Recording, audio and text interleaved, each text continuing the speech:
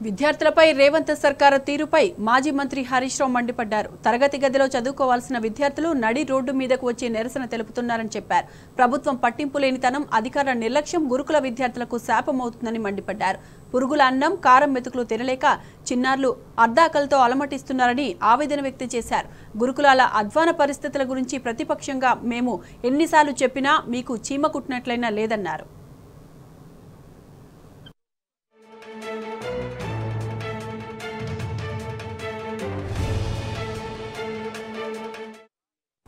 విద్యార్థుల సమస్యలపై ప్రభుత్వాన్ని నిలదీశారు మాజీ మంత్రి హరీష్ రావు.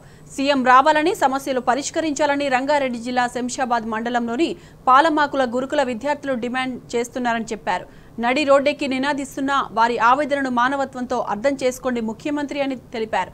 విద్యాశాఖ సీఎం దగ్గరే ఉంది కాబట్టి గురుకులాల్లోనూ సమస్యలను పరిష్కరించేందుకు చర్యలు తీసుకోండి అని సూచించారు. పరిపాలన మీద దృష్టి సారించి ప్రజల సమస్యలను పట్టించుకోండి హరీష్ రావు ట్వీట్ చేశారు.